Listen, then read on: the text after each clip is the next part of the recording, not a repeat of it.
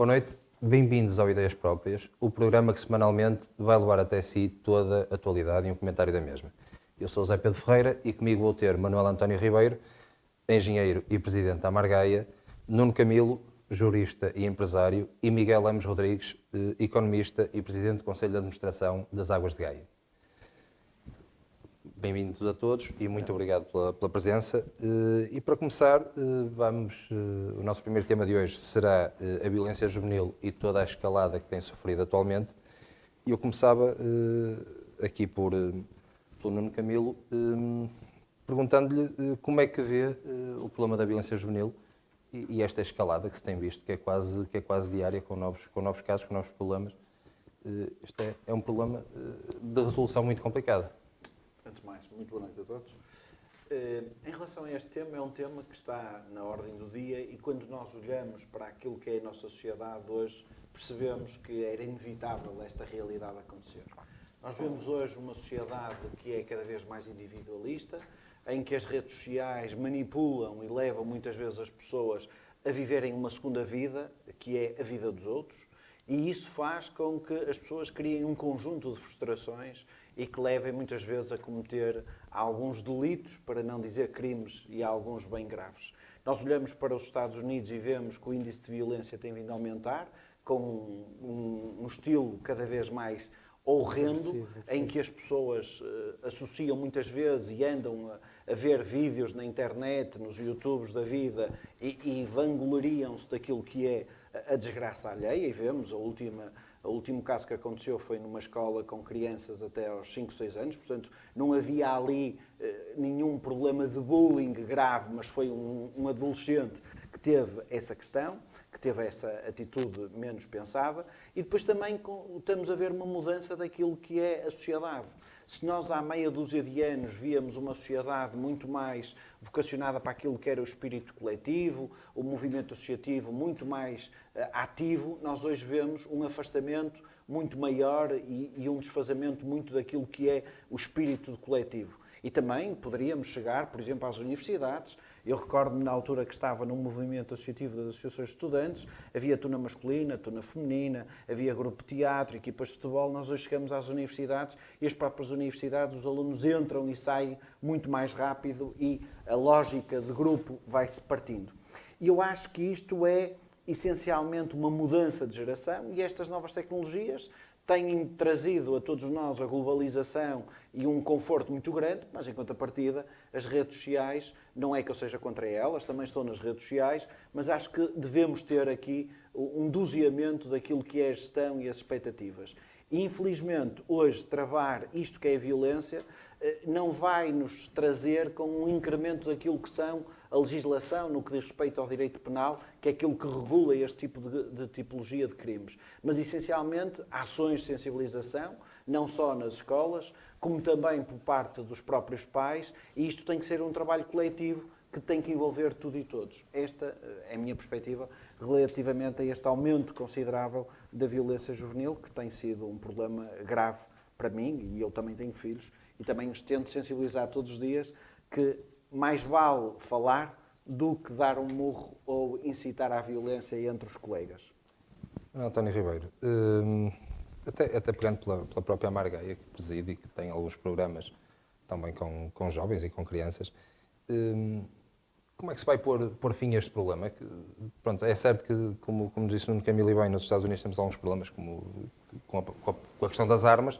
Aqui não temos esse problema, mas temos na mesma uma escalada de violência, onde por vezes vemos os miúdos orgulhosos a filmar o estarem a bater ao colega e a ver se caçam muitos likes ou algo parecido. Como é que se vai resolver isto?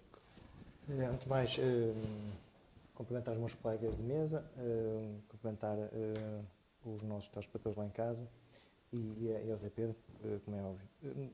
É óbvio que, e o Nuno Camilo acabou agora de dizer, uma boa parte do problema está identificado. O grande desafio é como é que conseguimos operacionalizar esta inversão, ou seja, o domínio das redes sociais, digamos, no mau sentido do uso, como é que nós conseguimos, nas escolas, implementar um programa de forma que o uso e a relação individual que cada jovem, cada criança tem hoje inverta com o sentido de chegar ao que era no passado, porque existia maior socialização, existia mais... Para dar um exemplo, hoje nós vamos às escolas, o que é que nós temos? Nós temos alunos a enviar uma mensagem de um muro, de um passeio para o outro, a 1, 2, 3, 4, 5 metros, ou seja, a comunicarem através de um telemóvel. Quando que no passado socializavam-se, ou seja, no passado falavam, abordavam, estruturavam, pensavam, etc. Hoje não. Mas isto, como é óbvio, nós estamos a falar num contexto de escola, mas a formação, a educação, não é só na escola. A escola não pode ter o ónus, a responsabilidade única de ser eles, de ser a escola, digamos, a melhorar ou até retirar alguns comportamentos. Casa, é óbvio, casa é um papel fundamental.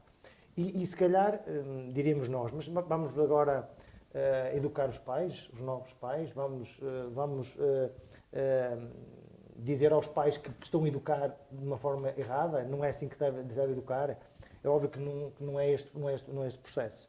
Agora, é importante porque, de facto, nós temos percentagens assustadoras. Para ter uma ideia, por exemplo, o tráfico de estupefacientes aumentou 19,8%.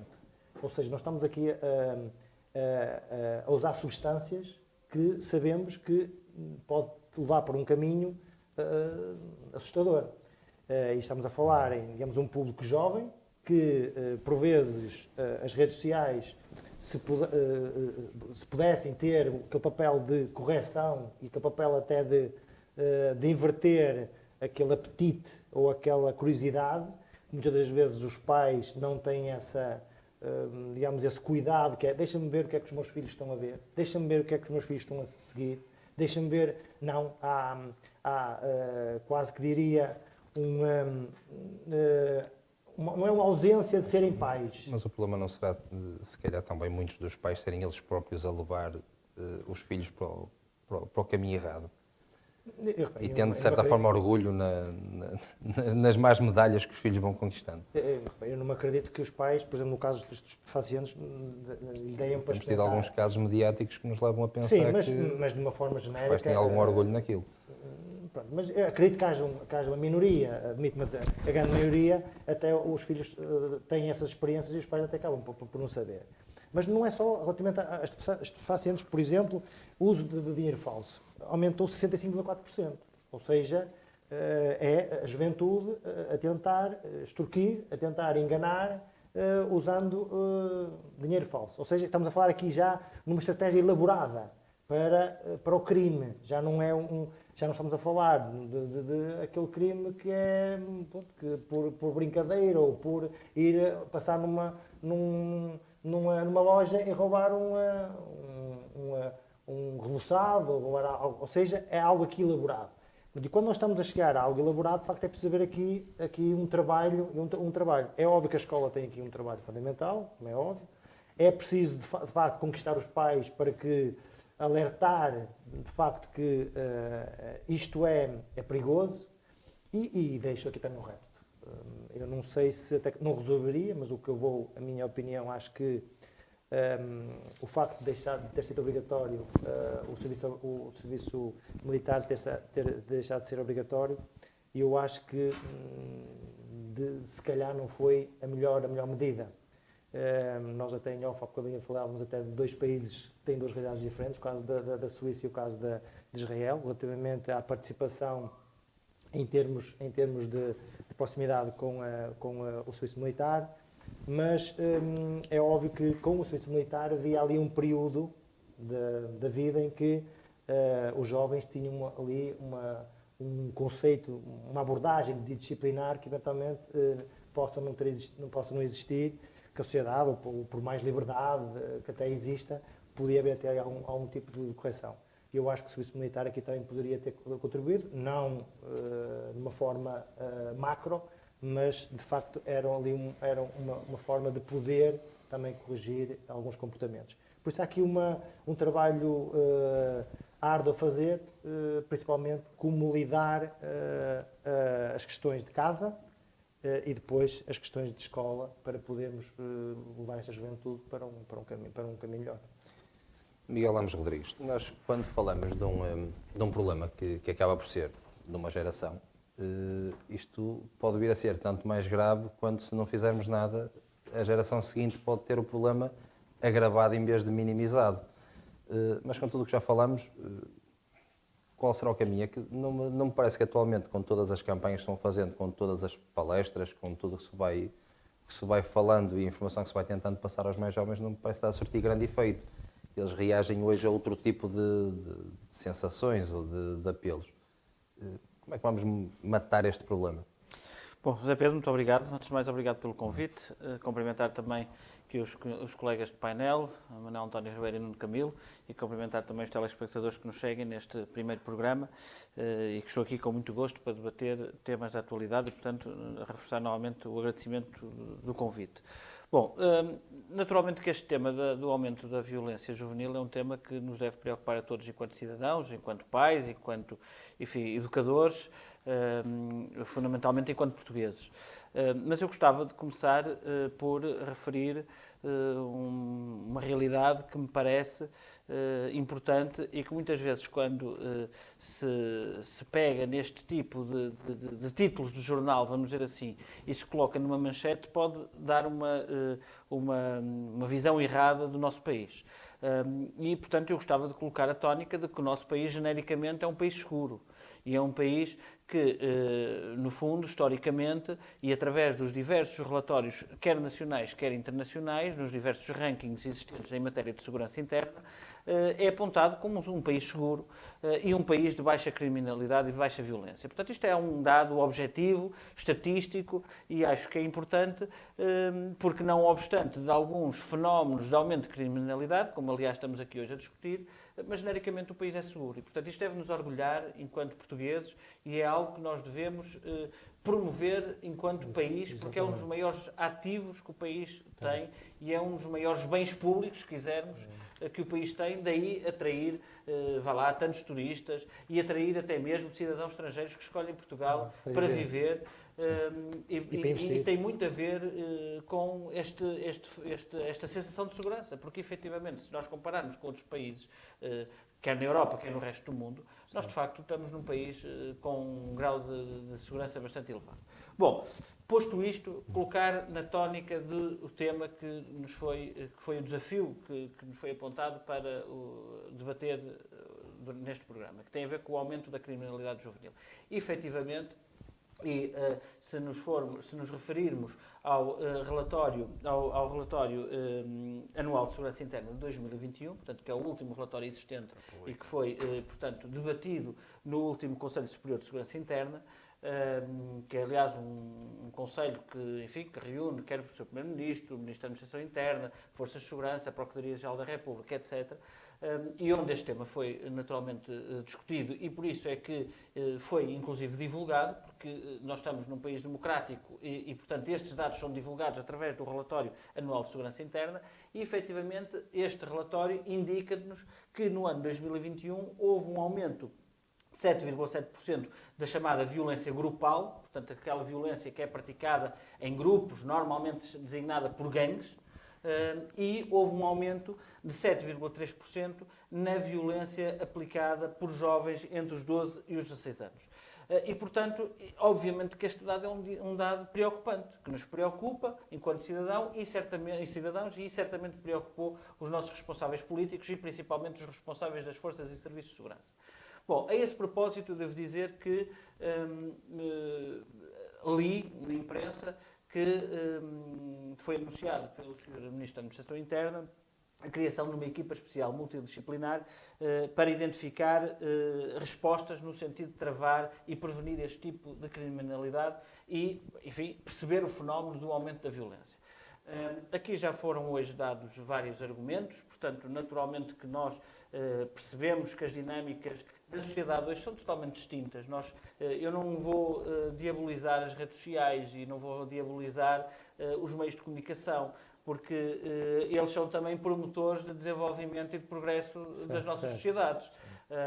Agora, naturalmente, como em tudo, quando mal utilizados, permitem, enfim, comportamentos desviantes que certamente no passado, sem redes sociais, existiam de outra forma e agora torna-se, enfim, o transferir de informação, o reunir lá está, esta violência grupal, o reunir um grupo para fazer um determinado assalto, ou se quisermos, se formos mais longe, para aplicar, para convocar manifestações ou por outras coisas que são legítimas, portanto, tornam-se muito mais fáceis. Portanto, eu não gostava de diabolizar as redes sociais, não sabendo, no entanto, que, obviamente, são um meio facilitador para determinados fenómenos, mas como também são um meio facilitador para outros fenómenos importantes e que são bons para a sociedade. Portanto, o que está aqui em causa, a meu ver, prende-se, por um lado, com a identificação destes fenómenos e perceber o porquê desta realidade. São questões sociais que estão associadas? São fenómenos decorrentes, por exemplo, da pandemia? Não sei, estou a lançar dados para discussão e para debate. Até porque por vezes também não é propriamente a parte do crime, porque temos visto grupos de jovens que combinam simplesmente andar à chapada. Precisamente. Portanto, Porque tem a ver sim, com para se questões divertirem. societárias, tem a ver com questões de isolamento social devido à pandemia, tem a ver com problemas de pobreza, tem a ver com problemas de exclusão social. Nós temos que identificar, em primeiro lugar, o problema e perceber qual é o problema para dar resposta. E depois a resposta, naturalmente, tem uma resposta que é social, que é de resolver o problema social destes jovens que veem no crime um escape para qualquer situação, e temos que resolver o problema policial, porque isto também é um caso de polícia, portanto o crime combate-se com polícia. E portanto eu vejo com interesse o facto deste problema estar identificado e vejo com interesse o facto de haver aqui o anúncio de uma equipa especial e multidisciplinar. Portanto, ser multidisciplinar eu penso que tem a ver com matérias sociais e matérias de segurança interna, para prevenir e combater a criminalidade, neste caso juvenil, mas eu diria que a criminalidade deve ser combatida como um todo. E, portanto, naturalmente que aqui os sistemas de segurança interna, nomeadamente das forças e serviços de segurança, têm um papel fundamental e eu julgo que nós devemos continuar a acreditar e confiar nas nossas polícias, ou nos nossos serviços de segurança. No entanto, olhar naturalmente para estes números com grande apreensão e preocupação. Por último, e mesmo para terminar, para também não me estender muito nesta reflexão, referir a questão que foi aqui levantada sobre o serviço militar obrigatório e a sua relação direta com este fenómeno. Eu, desse ponto de vista, não estou de acordo com o Manuel António Ribeiro. Também este programa, o objetivo não é que estejamos todos de acordo. E não estou totalmente de acordo por um motivo. Primeiro, por um motivo de princípio relativamente às forças, à defesa nacional e às forças militares.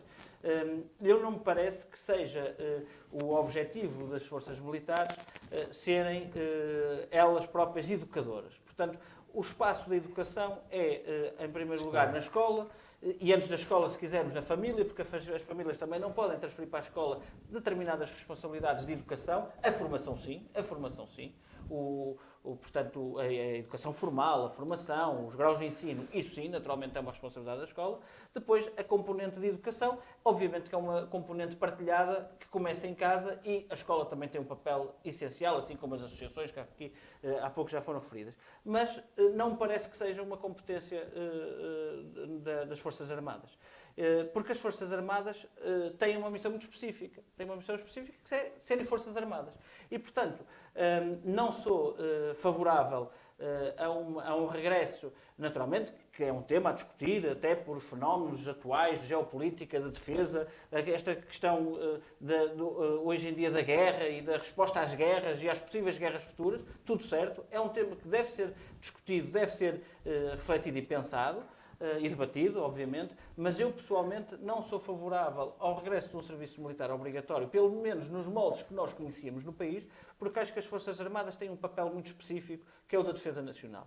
E para isso devem ser profissionalizadas. Portanto, eu sei que estou aqui a fazer um bocadinho, a passar de um tema para o outro, mas é para, no fundo, rebater o argumento. Não me parece que as Forças Armadas sejam local onde estes problemas sejam tratados.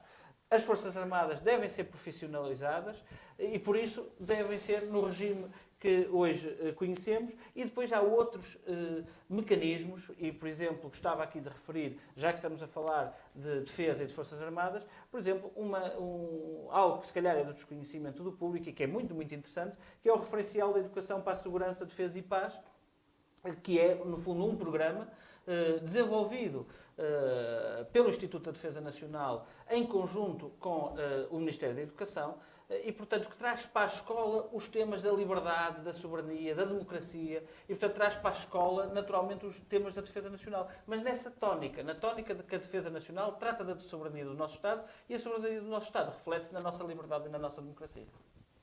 Nuno Camilo, Muito obrigado. a respeito agora do serviço militar obrigatório, eu pedi-lhe um breve comentário, até para desempatar.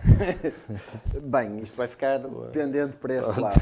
Eu também tenho uma divergência de fundo com o Manuel António Ribeiro, porque na verdade considero que o serviço militar obrigatório tem uma função, que é defender e garantir o Estado de Direito.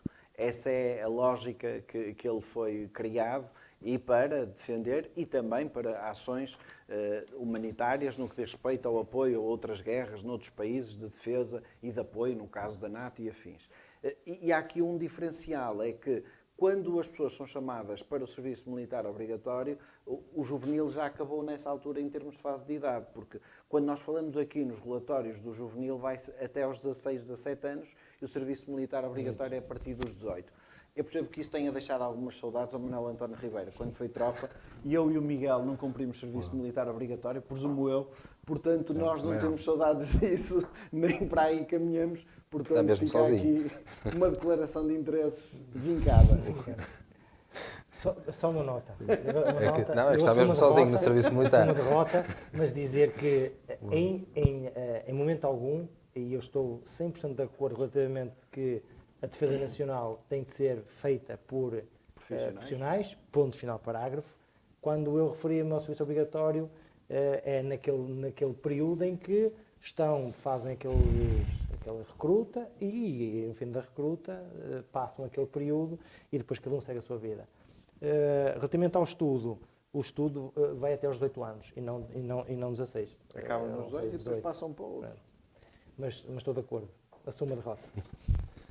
Bem, portanto, continuando com o nosso programa, nós semanalmente, além do tema comum, cada um dos nossos comentadores vai trazer um tema próprio e hoje vamos começar pela escolha do Miguel Lemos, que nos fala da escassez da água que leva a Espanha a reduzir os caudais dos rios que entram em Portugal.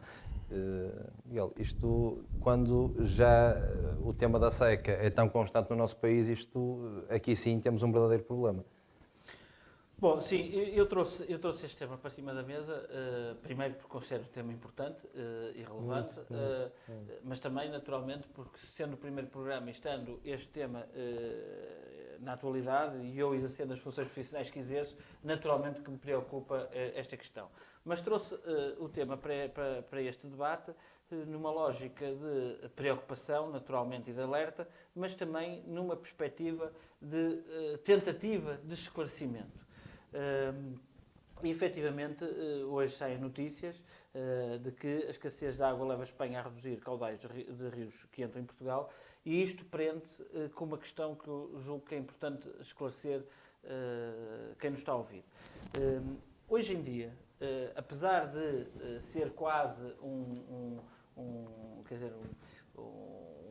entendimento comum de que nós estamos altamente dependentes da boa vontade dos vizinhos espanhóis em matéria de recursos hídricos e, portanto, havia um bocadinho aquela ideia de os espanhóis fecham-nos as barragens e nós não conseguimos ter água, ficamos sem água. Bom, essa questão não é assim que funciona e, portanto,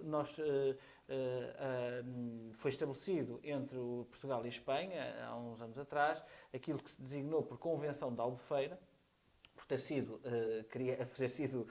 a reunião ter sido em Albufeira, no sul do país, e, portanto, foi uma convenção que, à luz do direito internacional e das relações internacionais, vincula os dois Estados em matéria de regulação.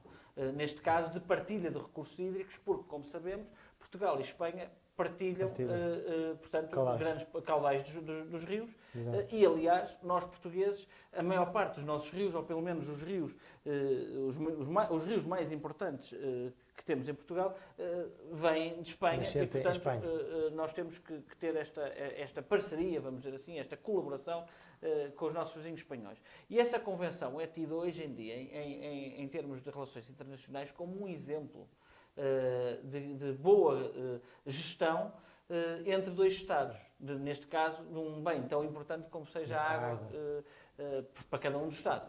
Portanto, o que é que está aqui em causa? Aqui está em causa uma situação que é, naturalmente, muito preocupante para a Espanha, eu diria que até mais para a Espanha do que para Portugal, embora nós vamos sofrer as consequências, eventualmente, que tem a ver com a redução das albufeiras em Espanha. E isso significa que as autoridades espanholas que fazem a gestão das bacias hidrográficas e que fazem a gestão portanto, das albufeiras e das barragens não possam unilateralmente, simplesmente encerrar o fornecimento, interromper o fornecimento a Portugal, mas tem o chamado regime de exceção que está previsto na Convenção da Albufeira, em que como o próprio nome indica, é de exceção, portanto, em situações de exceção de escassez de água, pode reduzir os caudais. Ora, isto é algo que se percebe bem e que não pode ser visto como um ataque unilateral de Espanha a Portugal, mas sim como uma lógica de solidariedade entre Estados, porque só assim é que as convenções internacionais são negociadas e, portanto, deliberadas e assinadas. O que estamos aqui em causa é que, segundo esta notícia, a precipitação atmosférica em Espanha é muito reduzida e, portanto, há efetivamente falta de água nas albufeiras. E, portanto, isto pode significar uma redução de cerca de 70% de água e que pode fazer com que Espanha possa vir a aplicar, portanto, exatamente, a usar do regime de exceção para reduzir os caudais. Não é interrupção do fornecimento de água, é simplesmente reduzir os caudais. Portanto, o que é que está aqui em causa? Está aqui em causa uma situação naturalmente muito difícil, uma situação muito complicada para ambos os Estados. Eu diria mais para a Espanha, porque se Espanha tem que retomar estas medidas, que aliás já foram. Estas medidas têm a ver com uma coisa muito importante, que é, no Boletim Oficial do Estado, publicado a 15 de março, que eu passo a citar, diz, desde o início do último ano hidrológico, a 1 de outubro de 2021, o valor médio nacional de precipitação acumulada foi de 38,2% inferior ao valor normal. A 8 de março de 2022, a reserva hidráulica global em Espanha situava-se nos 40,5%, muito inferior à média dos últimos 10 anos, que era 60,8%. Portanto, o problema, de facto, afeta Espanha e os espanhóis. A nós poderá-nos afetar se eles evocarem o regime excepcional e reduzirem os caudais. O que é que está aqui em causa? Está em causa, obviamente, problemas de caudais do lado português, como já tivemos, por exemplo, o caso do Guadiana, exatamente, podemos ter noutros rios, mas que nos leva a ter aqui medidas medidas que, por um lado, também têm que ser de futuro, que é nós percebermos, uma vez por todas, a gestão dos recursos hídricos e também termos comportamentos de responsabilidade e de consumo responsável. Portanto, fica aqui este alerta de que é, de facto, um problema que pode afetar, que já está a afetar a Espanha, pode nos vir a afetar a nós diretamente. É efetivamente uma situação muito difícil, como aliás referiu o vice-presidente da APA, o engenheiro Pimenta Machado, e que aliás é no fundo de onde esta notícia acaba por vir, mas ao mesmo tempo também perceber que, quer dizer, que não devemos também entrar em histeria sobre estas matérias. Devemos é tomar medidas para resolver o problema. E essas medidas passam, por exemplo, já agora para terminar, com maior eficiência hídrica das entidades gestoras, nomeadamente nas entidades gestoras municipais, com a redução de perdas de água, o cidadão ter essa consciência também de fazer um consumo responsável e, portanto, nós temos todos, enquanto sociedade, comportamentos que venham a aumentar a eficiência hídrica do país. Vai resolver o problema dos caudais? Não vai. Mas, de certa forma, permite-nos ter um consumo mais moderado, pelo menos de não desperdício, que é isso que se pretende, para que, de facto, possamos, enfim, minimizar os danos colaterais que aqui podemos vir a ter. No Camilo, sabendo que não vai resolver o problema dos caudais, mas até pelas próprias alterações climáticas que temos vindo, esta reeducação dos hábitos é essencial em termos futuros. Será a maneira mais eficaz de amenizar alguns problemas. Sim, e nós quando olhamos para esta matéria não podemos descurar que a água, eu diria que é o bem mais importante depois do oxigênio, não é? Nós sem oxigênio não vivemos, mas sem água a coisa é muito condicionada. E vemos também que a água é tão usada, quer em casa, quer nas empresas, quer nos hospitais, quer em todo o lado, e é fundamental. E é um bem preciosíssimo, e ainda bem que existe este debate sobre estas matérias e a preocupação. Eu, se calhar, se me permitisse, eu era capaz de fugir um bocadinho e dizer que, neste momento, eu acho que o próximo debate que nós devemos ter será municipalização ou privatização das águas. E isto porque nós hoje temos no país uma série de empresas ou de concessões que foram feitas. Há uma série de autarquias que neste momento estão a tentar fazer, eu diria que não é o termo jurídico mais correto, mas a reversão daquilo que é a gestão das águas de entidades privadas para entidades do Estado, novamente municipais, e o que tem acontecido é que quem está a ser o grande prejudicado, essencialmente são os atores, neste caso, as pessoas singulares e as pessoas coletivas, porque tem havido um incremento muito grande daquilo que são os custos, e isso também nos leva a outras questões, que é o caso da competitividade das empresas e o aumento do custo de vida para as famílias. E essa, para mim, também é uma preocupação grande, porque se nós formos a ver todas essas reversões que fizeram, todas elas foram tratadas em tribunais arbitrais. Só há uma reversão em Portugal até hoje, conhecida publicamente, que foi um sucesso e que não teve um custo para o erário público, neste caso para a Câmara Municipal de Mafra. Em todos os sítios as autarquias foram obrigadas a pagar milhares e milhões de euros em relação a isso. E isso também nos ajudava, porque o know-how que hoje tem, por exemplo, as águas municipais aqui da cidade de Vila Nova de Gaia, como tem o know-how, por exemplo, da cidade do Porto, são dois exemplos de boa gestão que têm vindo a ser feito e que deveria ser aplicado em muitos outros sítios. E isto fizeram e combateram estes flagelos das fugas, a sensibilidade que fizeram também junto das escolas para ter consumos mais responsáveis, de maneira a que nós, com uma entrada nestas questões do clima, em que vamos ter cada vez anos de maior seca, e vemos, por exemplo, o caso no sul de Portugal, em que tem aumentado de ano para ano o número de dias que são os caminhões dos bombeiros que vão abastecer muitas vezes as comunidades locais mais isoladas. E, infelizmente, isto deve-se essencialmente a este problema que tem vindo ao desaparecimento e à diminuição dos caudais. Ainda bem que Portugal e Espanha têm este acordo de Albufeira. É um acordo que tem sido ao abrigo daquilo que é a luz do direito internacional público, que tem vindo a ser cumprido e que tem sido um exemplo e que também já foi referenciado como uma referência internacional. Agora, é óbvio, temos que criar aqui outras dinâmicas e, ao fim e ao cabo, evoluirmos e adaptando-nos às novas realidades, e este é um grande desafio que nós vamos ter para os próximos anos. António Ribeiro, a água como o centro de quase tudo, como o Nuno Camilo nos disse bem, a par do oxigênio, é um bem que merece todo o nosso cuidado e esta reeducação é essencial. É verdade. Eu começava até se calhar por a reeducação. É óbvio que nós só damos valor às coisas quando nós deixamos de as ter. É óbvio que é impensável nós deixarmos de ter água, porque, como disse o meu cabelo bem, o oxigênio faz falta, a água de igual forma. Mas se calhar, eu diria, porque é que é urgente reeducar? Porque é que é urgente repensar? Primeiro, o Miguel Lemos Rodrigues acabou por dizer, e muito bem, que há, de facto, este acordo de cooperação entre os dois países, que até é referência a nível europeu e até mundial, mas que nós não podemos estar só, digamos, fixos a esse acordo.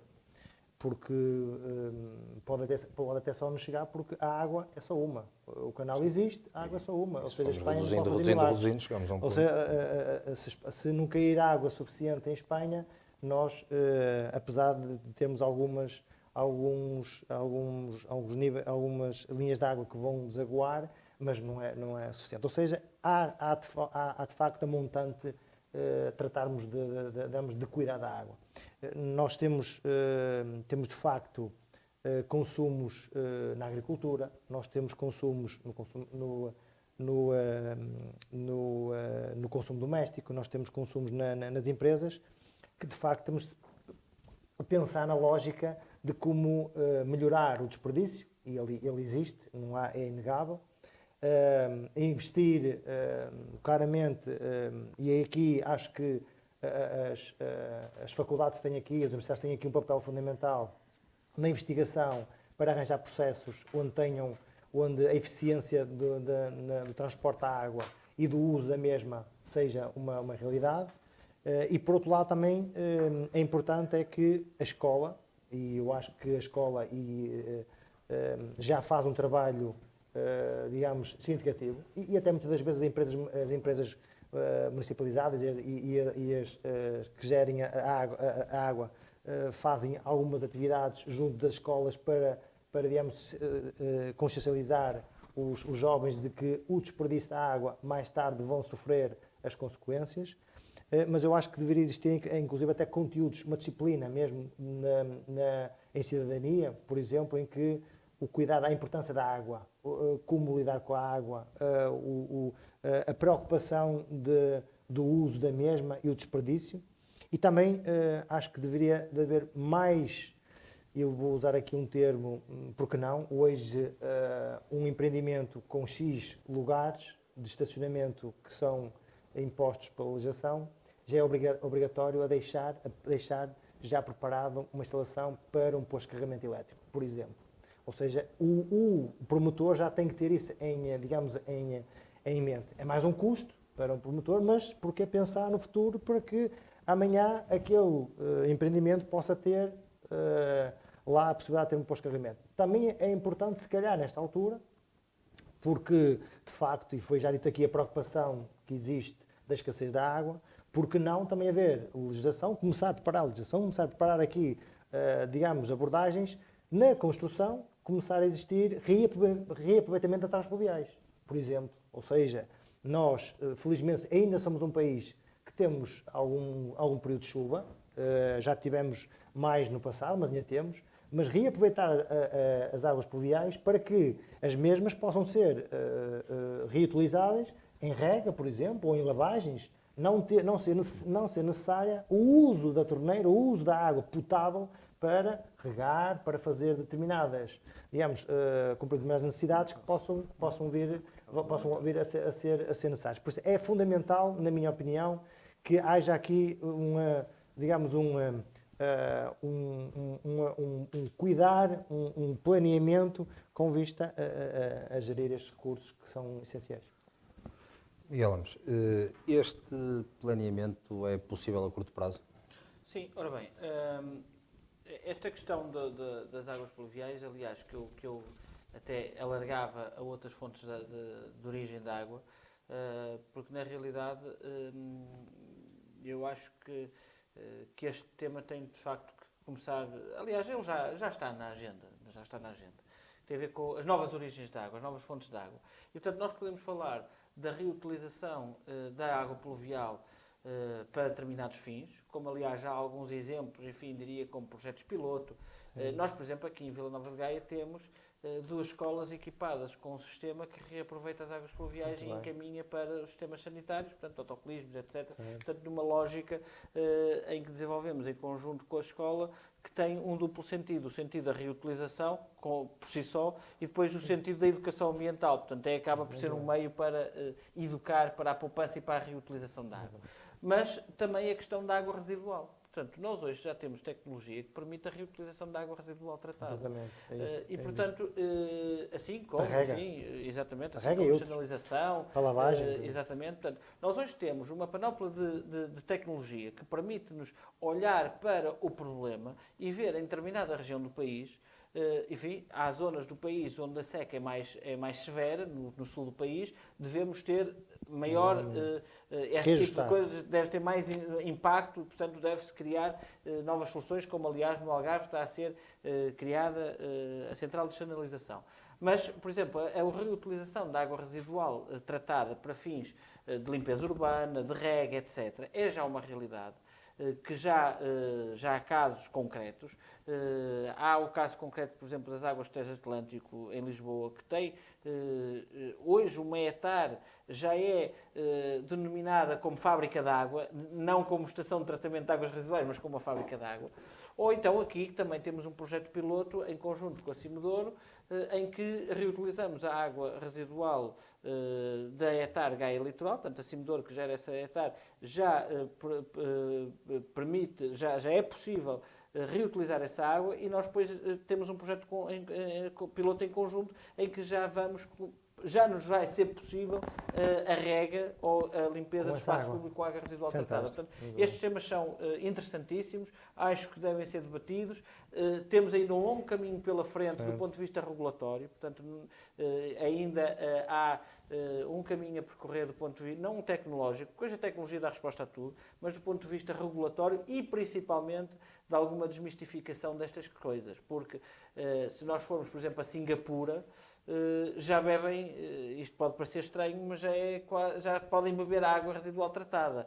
E outro país que parece estranho para nós, mas também já está muito avançado nesta matéria, é a Namíbia, em África. Portanto, também já reutiliza a sua água residual tratada. Se formos para a questão da dessinalização, Israel há muitos anos que é um exemplo, porque tem falta de água e precisou de ir para esse Dubai e outras regiões do país. Portanto, estes temas são importantíssimos, fazem parte de um pacote que devem estar em cima da mesa no sentido de... Mas também devem ter alguma racionalidade económica. Atenção, eu aí também gostava de esfriar um bocadinho o entusiasmo, porque nós também, muitas vezes, não se olha para o lado da racionalidade económica. Porque em determinados, vamos dar um exemplo, numa determinada zona onde não é necessário, porque existe água em abundância, não é necessário investir em descanalização ou não é necessário fazer reutilização da água, não se vai estar a criar segundas redes paralelas com investimento público, que nunca mais terá retorno de investimento para essas questões. Portanto, tem que ser analisado com uma certa racionalidade económica, embora, naturalmente, o ganho ambiental é gigante, e aí estamos todos de acordo. Só mesmo para terminar, voltando à questão novamente da Convenção da Albufeira, porque há aqui um dado na notícia que demora cerca de 30 segundos a dizer, mas que me parece muito importante, para que também as pessoas percebam a importância desta Convenção. E que diz o seguinte, portanto, o protocolo adicional da Convenção da Albufeira define que quando se entra em regime de exceção, aquele que eu há pouco estava a dizer, os dois países ibéricos coordenam-se de forma a garantir as necessidades para os seus usos primários e condições ambientais. Portanto, isto está definido na Convenção e no protocolo adicional. Portanto, não há aqui nenhum unilateralismo relativamente à Espanha para com Portugal. E já agora, não é que eu tenha que estar aqui a fazer a defesa de Espanha, mas é importante para desmistificar aquilo que dizia no início do debate, já agora dizer que Espanha não tem sido mazinha com Portugal. E posso dar aqui o exemplo que ao longo de 2021 chegaram de Badajoz 890 hectómetros cúbicos, quando o regime de caudais previa 600 hectómetros cúbicos, ou seja, Espanha libertou mais água do que aquela que está prevista na Convenção. Portanto, efetivamente, do ponto de vista, vamos dizer assim, político ou geopolítico, não estamos perante um conflito diplomático. Camilo, para encerrar o tema, 30 segundos. Eu gostaria também de dizer que, em relação a esta matéria, as empresas têm vindo a dar um contributo muito grande. E vemos que, não só por parte daquilo que é o Governo no que diz respeito aos quadros comunitários e que tem canalizado também um conjunto de recursos financeiros para combater esse flagelo da falta de água e da reutilização da mesma, as próprias empresas também olharam para isso como uma janela de oportunidade de melhorar e de fazer cortes nas gorduras que tinham de custos. E acho que isso é um trabalho que tem vindo, quer por parte do Estado, quer também do setor empresarial, e acho que era sempre relevante destacá-lo pelo empenho que os empresários têm vindo a ter para também ajudar a combater esse flagelo. Agora, da água doce para a água salgada, o Manuel António Ribeiro traz-nos o Dia Mundial dos Oceanos, que se celebra hoje. Oceanos esses também precisam do nosso cuidado e da nossa atenção. É verdade. Celebra-se hoje o Dia Mundial dos Oceanos e dizem muito bem, tem um papel fundamental para Portugal porque tem um peso, para terem uma ideia, 5,1% do produto interno bruto. Ou seja, estamos a falar num peso significativo. Outro dado, 4,1% do emprego é oriundo dos oceanos. Bem como 5,4% é o peso do valor acrescentado bruto. São aqui, e podia dizer também que por exemplo, 5% das nossas exportações estão diretamente ligadas com o oceano. Ou seja, é de facto aqui digamos, permitam uma expressão, um mar de oportunidades, um mar um oceano de oportunidades, um oceano de valor e que de facto nós, na minha opinião, ainda não podemos ver ainda mais do que já vimos. De facto, tem-se vindo ao longo dos anos a olhar com outro olhar. De facto, nós tivemos os oceanos como quase que não digo que foi o caso de nascer na nossa nação, mas de facto tivemos uma notoriedade, ainda hoje, historicamente vivemos dela, que foi descobrimentos, foi graças aos oceanos. E acho que está na hora de relançarmos de uma forma significativa um património que nós temos que é, digamos que eu diria, que é infendável. E eu falava aqui em quatro aspectos fundamentais para que esse valor acrescentado. A primeira é de facto a pesca, ou seja, nós temos uma costa em que podemos de facto potencializar esta atividade que envolve centenas de pescadores, centenas de embarcações e toda uma economia que está aqui diretamente relacionada. Por outro lado, eu aqui falo na pesca profissional, mas também ainda a pesca lúdica, que também tem aqui, contribui aqui para um valor acrescentado. Depois, um outro aspecto de valor acrescentado é, de facto, a produção de energia. Ou seja, nós podemos claramente, através dos oceanos, produzir mais energia. Nós estamos a viver neste momento um grande conflito na Europa, com a invasão da Rússia, ou melhor, permita uma expressão e a correção, a invasão de Putin à Ucrânia. E com este conflito, nós hoje vivemos aqui uma dificuldade tremenda porque a Europa estava dependente do consumo energético da Rússia. Ora, isto, por um lado, até se calhar temos aqui uma possibilidade de alavancar e até se calhar acelerar o processo de transição em termos de virar para outros setores e para outros destinos a produção de energia elétrica. Nós nos oceanos, e acho que com o potencial enorme que existe, posso, por exemplo, falar sobre as ilhas a construir em pleno oceano, ilhas com torres eólicas, por exemplo, ou com painéis solares, para que possam essas ilhas de produção de energia serem fornecedoras de energia elétrica, quer ao nosso país, quer inclusive até poder alimentar, quer o Norte da África, ou até, mais do que isso, sermos, digamos, fornecedores de energia elétrica para a Europa. Ora, nós temos, para além da energia eólica, energia solar, ainda temos uma outra que pode ser perfeitamente produzida pelos oceanos, que são as energias produzidas pelas ondas. Ou seja, há aqui um vasto património que pode ser explorado e com ele podermos vir, eu queria dizer aqui, entre aspas, quase transformarmos o nosso petróleo. Ou seja, hoje, de facto, os países que têm exploração de petróleo ainda beneficiam dessa regalia, dessa vantagem, mas nós podemos aqui ter aqui o nosso petróleo de uma forma limpa, ou seja, sem efeitos catastróficos que podem causar para a biodiversidade do mar. Depois, um outro valor acrescentado, de facto, é o turismo. Ou seja, nós temos um potencial turístico que o oceano nos pode dar, desde pesca submarina, desde toda aquela costa que nós temos nos Açores, na Madeira, e toda a costa que temos ao longo do Portugal continental, uma panóplia de possibilidades em que o turismo, e dizia há bocadinho o Miguel Lemos Rodrigues, nós somos beneficiários de sermos um país seguro, e como somos um país seguro, a atração que temos a quem nos visita é um foco, de facto, que pode ser aqui explorado. E, por último, a investigação científica, ou seja, de facto, o mar, há muito a investigar, há muito a explorar, e se calhar no mar podem vir muitas soluções, podem vir muitas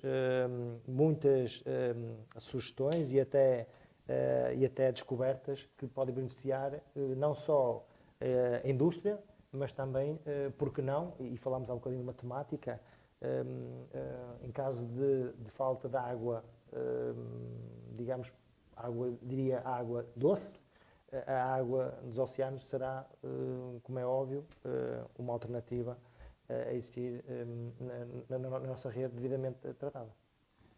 Nuno Camilo, num país à beira-mar plantado, este mar de soluções acaba por ser muitas vezes esquecido, quando devia ser, se calhar, mais valorizado, ou não concorda propriamente com isto? Eu acho que tem havido um esforço grande em potenciar aquilo que é toda a força que o mar nos traz. E vemos hoje, neste momento, existe um projeto com uma escala significativa e que pode ser, eu diria, que uma nova autoestrada para trazer importações e exportações, que é o caso do Porto de Sines.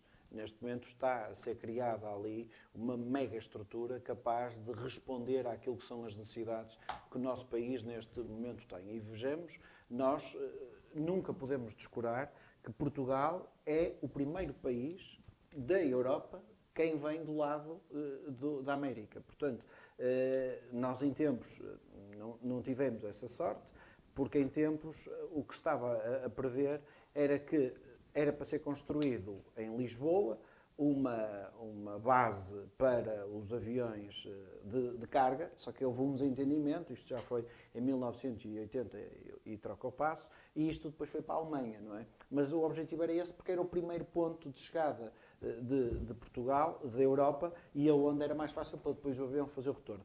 E aqui vemos que os barcos de mercadorias que possam fazer o transporte é muito mais fácil, porque depois nós temos, felizmente, temos uma rede viária fortíssima e também uma rede, neste momento, o atual Governo também tem feito uma aposta grande naquilo que é o transporte de mercadorias no que diz respeito à via férrea, e há um esforço financeiro para melhorar a via férrea, portanto, nós podemos aproveitar esse balanço. No que diz respeito às outras áreas que foram destacadas pelo Manuel António Ribeiro, eu acho que nós precisamos de lhe dar mais corpo. É óbvio que nós temos um potencial enorme no turismo e vemos a Nazaré no que diz respeito ao surf, vemos a Madeira relativamente ao surf, vemos Espinho, vemos Matosinhos, mas é preciso dar-lhes mais corpo, mais dinâmica. No que diz respeito à gastronomia, nós estamos neste momento no apogeu, diria eu, somos reconhecidos a nível mundial como sendo um país gastronómico e o mar tem um contributo muito grande, e vemos, a costa marítima tem dado um impulso muito grande àquilo que é os prazeres da gastronomia, mas, em contrapartida, a questão das energias é algo que estamos a desenvolver e que estamos, neste momento, num processo muito embrionário. Eu diria mesmo, e vemos, por exemplo, o caso dos oceanos e, por exemplo, também no caso dos rios. Neste momento é a altura que as albufeiras estão a começar a ter painéis solares e está-se a desenvolver a captação de energia solar. Agora, aquilo que eu acho é que também é preciso haver aqui um sinal. E esse sinal, muitas vezes, os próprios quadros comunitários podem ser, eu diria que uma alavanca, porque investir em determinadas áreas, como o mar, em que o custo da sua intervenção são custos sempre muito fortes, é preciso também haver aqui uma dinâmica e uma orientação. Eu posso dizer que participei recentemente antes do Covid, portanto recentemente, antes do Covid, em 2 conferências relativamente ao mar, e via-se que existia uma comunidade também científica, por parte, o aumento da relação entre as empresas e as universidades, no sentido de desenvolver sinergias para conseguir acompanhar o potencial que o mar tem, e acho que é uma janela de oportunidade que nós temos e que não devemos de forma alguma descurá-la. Miguel Lemos Rodrigues, o mar, no fundo, um mundo para a nossa economia, mas também com muito poder económico para explorar. Com certeza. Foi feliz trazer este tema hoje, não só porque se comemora o Dia Internacional do Mar, mas precisamente por isso, pelas oportunidades que o mar podem trazer, devem trazer. Gostava de referir muito rapidamente o tema portanto, da sustentabilidade, no caso do que tem vindo a ser feito ao longo, enfim, no mundo inteiro, diria, mas que nós também somos um exemplo nessa matéria, no que diz respeito à despoluição e, portanto, nós hoje, de facto, temos, a época balnear está para abrir e temos um país pintado, isto não tem nada a ver com opções clubísticas, mas um país cuja costa está pintada de azul, tem bandeiras azuis, significa que, portanto, realmente temos mar com boas condições para a prática da prática balnear. Mas o mar não é só isto, não é só turismo, não é só energia, o mar é muito mais, é um mar de oportunidades, como há pouco dizia. Eu gostava de que refletissem comigo sobre o seguinte. Reparem que a grande forma de mostrar a força das nações, ou neste caso das potências, na altura da Guerra Fria, era a exploração espacial. Portanto, o objetivo era o homem chegar à Lua, era o homem explorar, era ser o primeiro homem a chegar à Lua, o primeiro país a chegar à Lua, era a exploração espacial, era a estação, entretanto, mais tarde, a Estação Internacional Mir, etc. E nunca foi chegar ao fundo do mar. Portanto, aqui o fenómeno da exploração marítima não é só não é só uma falha nossa, eu diria que há aqui realmente uma questão histórica, que o mar estava ali à mão e nunca houve essa perspectiva de exploração subaquática.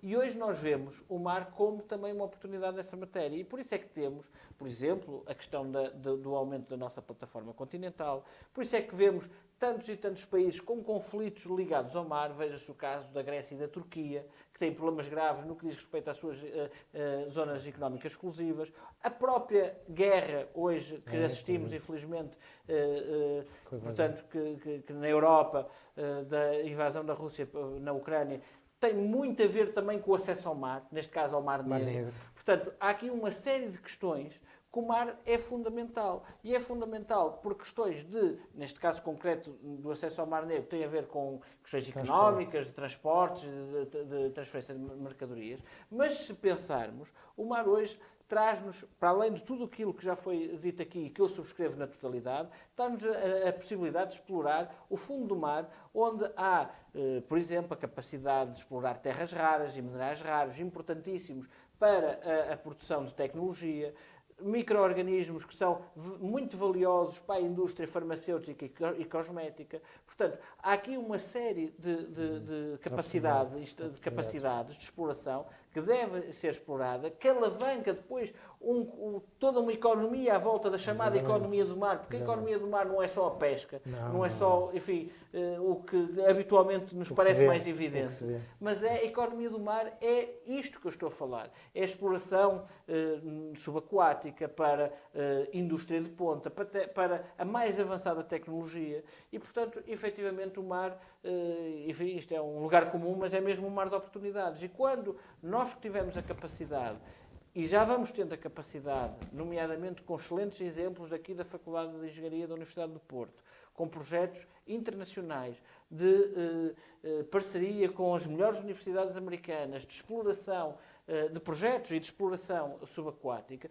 nós, de facto, podemos nos posicionar como num lugar charneira da chamada economia do mar, porque, de facto, o mar hoje é também ele próprio uma zona de despique. Portanto, nós, ao querermos aumentar a nossa plataforma continental, tem muito a ver também com isto, tem a ver com a certeza que hoje o mar é muito para além do que aquilo que é visível, como há pouco se dizia. Portanto, o mar é de facto algo a explorar, ainda está muito pouco explorado. Lá está, se calhar o homem conhece mais a Lua do que o mar, o que é estranho. Nós somos países atlânticos e muitas vezes temos aquele comentário que estamos de costas voltadas para o mar. Fomos o país dos descobrimentos, mas isso já lá vai. Portanto, nós temos de facto que olhar novamente para o mar. O mar pode nos dar energia, o mar pode nos dar boa gastronomia, o mar pode nos dar turismo, mas o mar pode nos dar também tecnologia e pode nos dar avanço tecnológico e podemos nos transformar num hub muito importante nesta matéria. Tecnológico e científico. Eu só científico, estava claro. que o Miguel fosse rigoroso, porque não foi. Porque quando ele fala de bandeiras azuis, são azuis e brancas. Eu sei que ele tem alguma dificuldade nisso, mas pronto. Vamos entrar agora no nosso último tema, trazido aqui pelo Nuno Camilo, aqui um bocadinho diferente, que é o tema da ideologia de género. Portanto, nós hoje em dia temos o género masculino, o feminino e temos depois as novas correntes ideológicas. Ninguém melhor que o próprio Nuno Camilo para nos apresentar o tema e nos dizer o que é que nos tem a dizer sobre isto. Eu não sou de longe especialista na matéria, tenho lido bastante sobre o assunto e tenho tentado pensar um bocadinho sobre o assunto. Mas como é que acompanha tudo o que tem acontecido? Vou lendo muito e muita legislação que vai sendo publicada. Aquilo que eu hoje vejo é que nós, quando temos determinados assuntos, devemos olhar para eles como assuntos que possam ter uma discriminação positiva. E acho que nesta matéria, pela primeira vez, nós estamos a criar uma discriminação negativa. E estamos a criar uma discriminação negativa porque estamos a atribuir uma classificação que muitas vezes vai criar ruído, porque se nós começarmos a falar o que é que são parassexuais, homossexuais, lésbicas, biogénero, género variável, intersexuais, não binários, transexuais e transvestis, as pessoas chegam ao fim e não sabem, um terço não percebe o que é que são os sinónimos de todas estas palavras. Portanto, isto significa, no meu entender, numa primeira fase, que é uma discriminação negativa.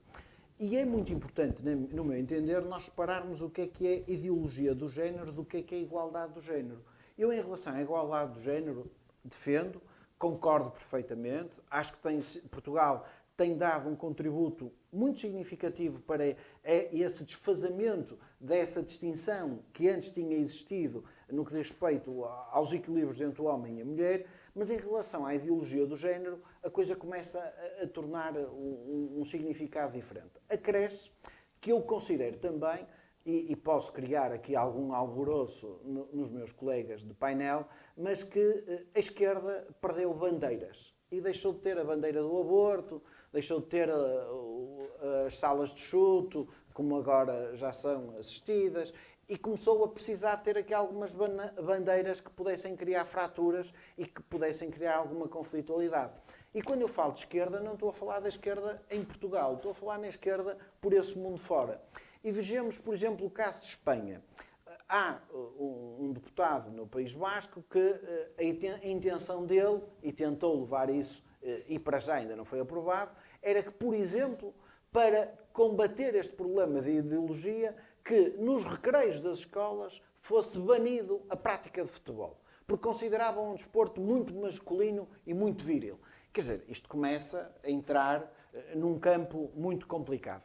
Depois vemos que temos outros países que começam a dizer que agora temos que ter casas de banho para isto, numa lógica biológica, homens, mulheres e outros.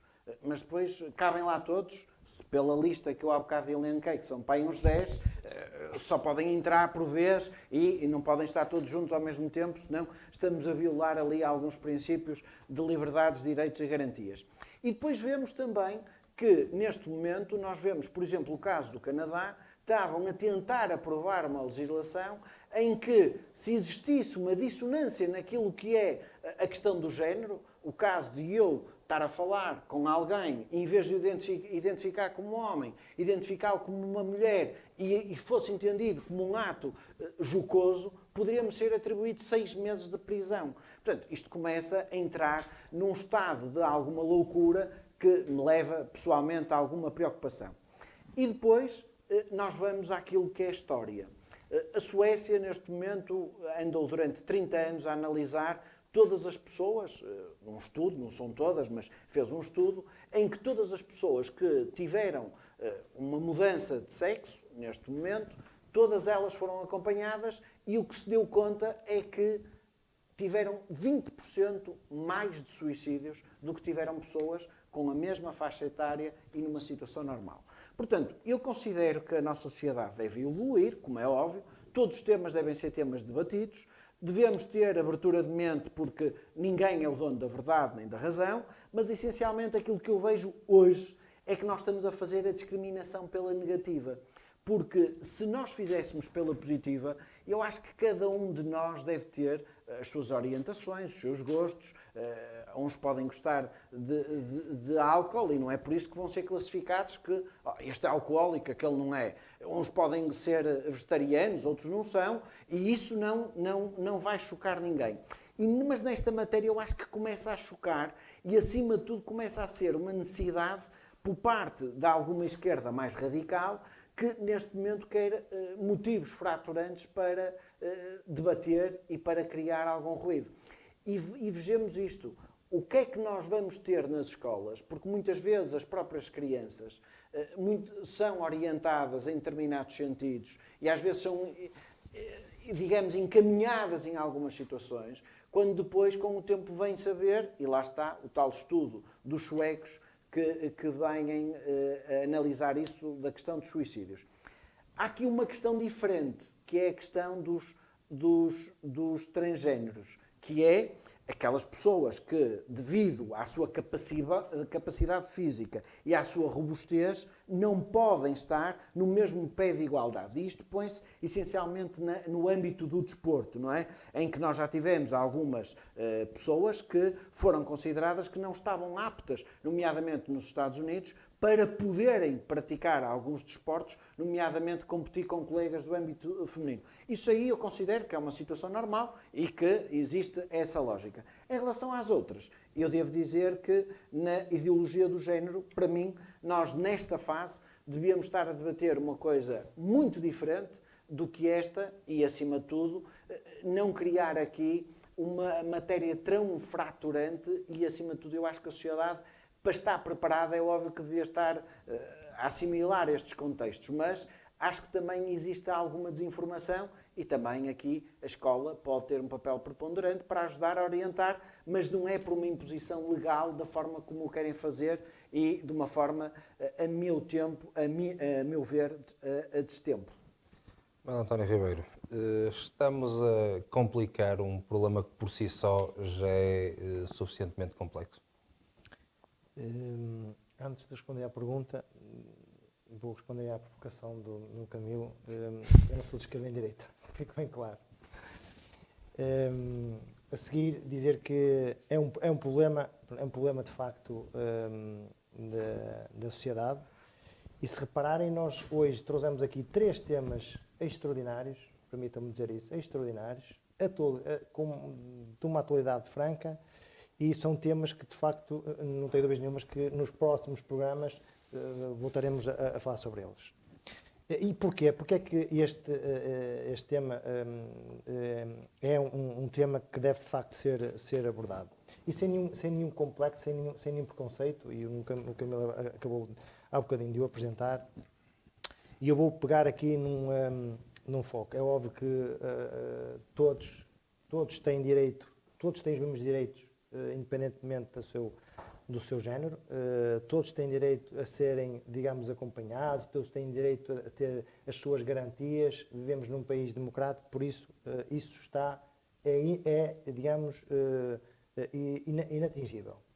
Mas é importante dizer o seguinte, nós hoje vivemos numa sociedade, e vamos pegar outra vez na questão juvenil, começámos o programa com um tema, e já agora os parabéns à MITV por ter apresentado o tema que apresentou, o tema comum, dizer que hoje vivemos numa sociedade que, de facto, nós temos que olhar para a população mais jovem com outros olhares, com outra forma de ver, com outra preocupação.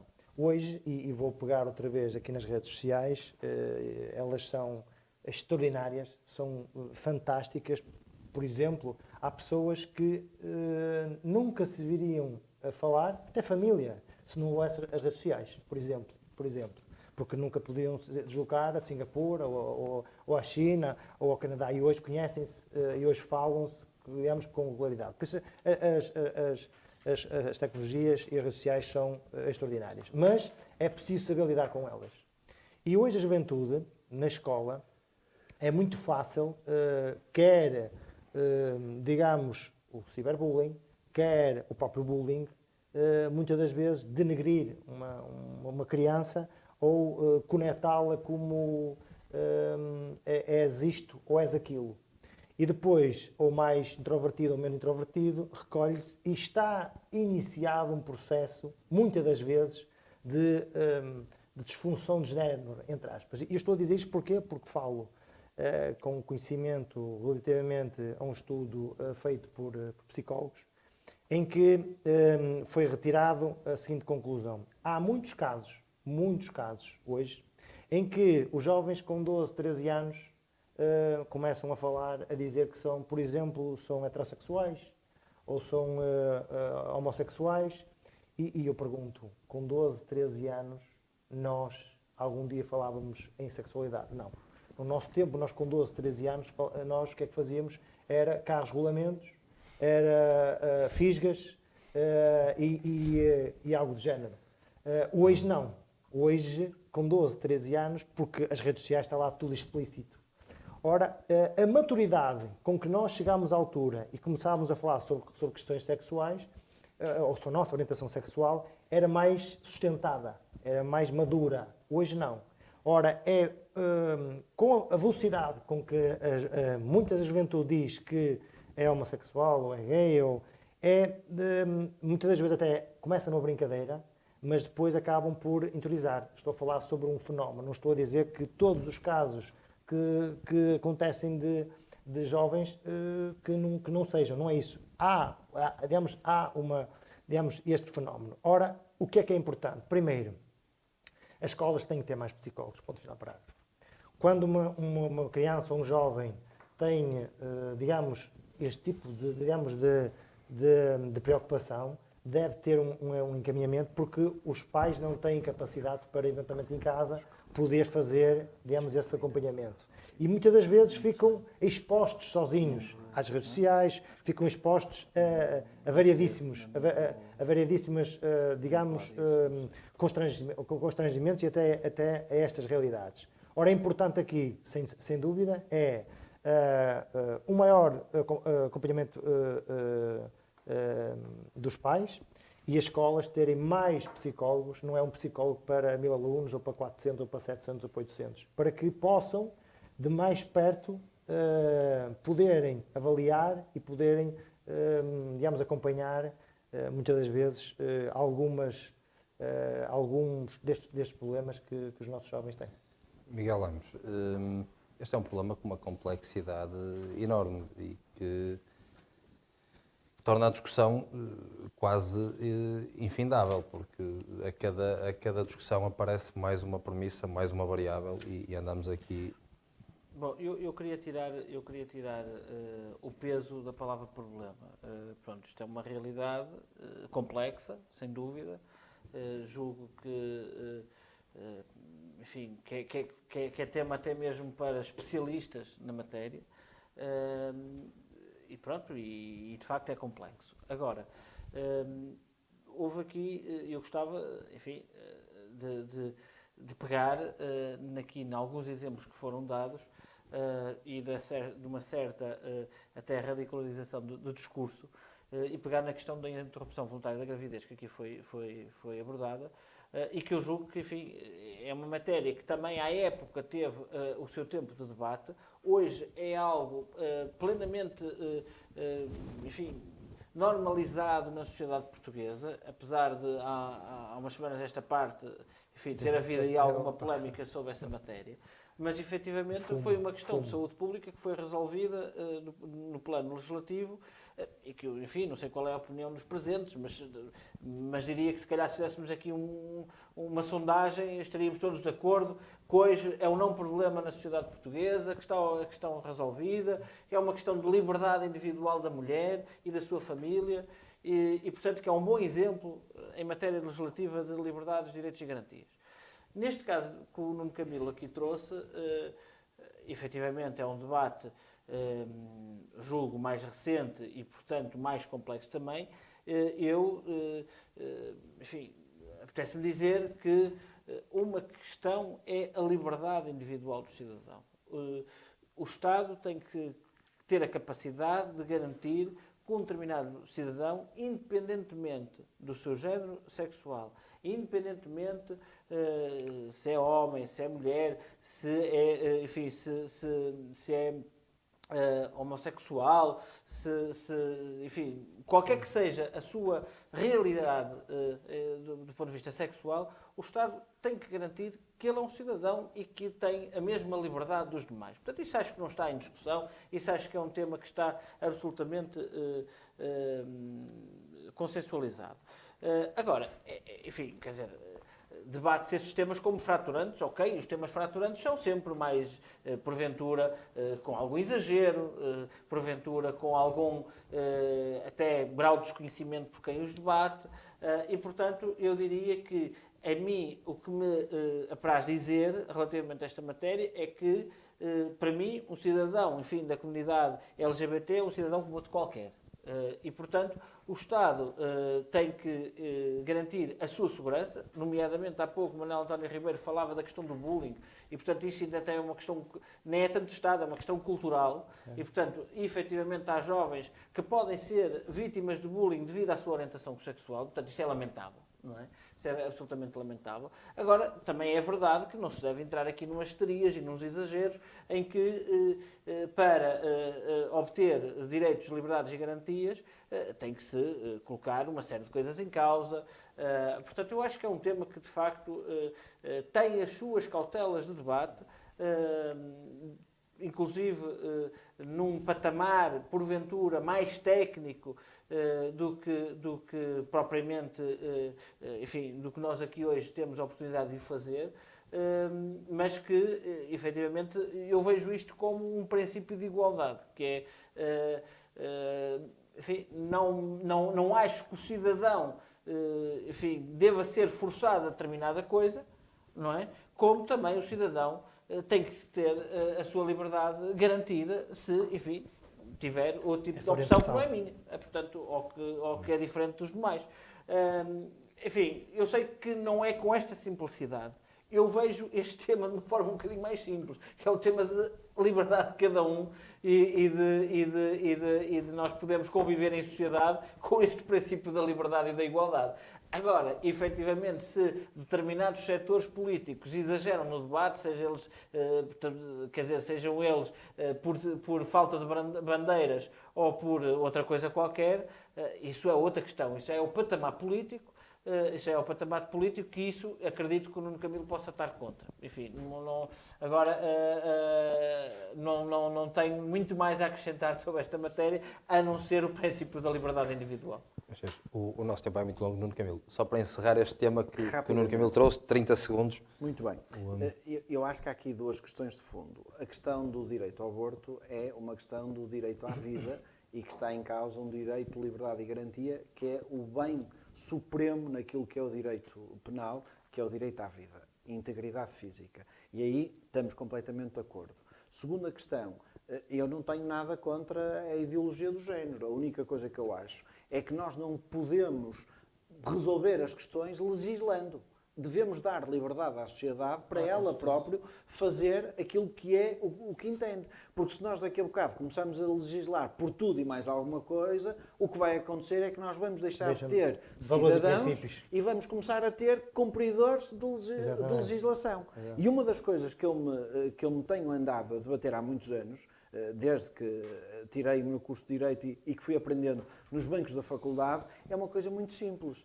Ou nós criamos uma sociedade responsável, ou então a sociedade diz eu não faço porque a lei não permite. E isso é a pior coisa que nos pode acontecer. Nós devemos dizer eu não faço porque não o devo fazer por um imperativo categórico meu e não por uma imposição legal. E aquilo que querem fazer é impor, do ponto de vista legal, um conjunto de práticas que vão, ao fim e ao cabo, marginalizar e discriminar negativamente as pessoas. Não, vamos lá ver uma coisa. Desse ponto de vista estamos de acordo, quer dizer, eu acho que o tema há bocado do futebol é um caso paradigmático, quer dizer, a questão de proibir futebol porque o futebol está identificado com uma questão de género masculino. Não faz sentido absolutamente nenhum. Quer dizer, uma pessoa gosta de futebol ou não gosta de futebol, quer dizer, não tem a ver com o género, nem tem a ver nem tem a ver com nada disso. Por isso, os exageros, de facto, quer dizer, como tudo na vida, como o povo diz, o que é demais é exagero. Portanto, efetivamente, claro que hoje chega-se, não é só nestas matérias, é em muitas mais, mas claro que há determinados extremismos de debate que não fazem sentido absolutamente nenhum. Quer dizer, agora o nome, determinada coisa, quer dizer, inventar agora nomes, quer dizer, independentes do género, só porque... por causa destas matérias. Não faz sentido, quer dizer, uma lâmpada é uma lâmpada, um copo é um copo, quer dizer, vamos mudar agora não mais coisas. Efetivamente aí estamos de acordo, quer dizer, chega-se a um patamar, num certo delírio intelectual que não faz sentido nenhum. E não há, para terminar, e não há legislação que consiga resolver isso, até porque se vivemos numa sociedade com valores e princípios, não pode ser tudo regulado. António Ribeiro, Nuno Camilo e Miguel Lemos Rodrigues, muito obrigado pela presença aos três mais uma vez. E assim que nos está a ver, obrigado por ter estado connosco e nós voltamos para a semana.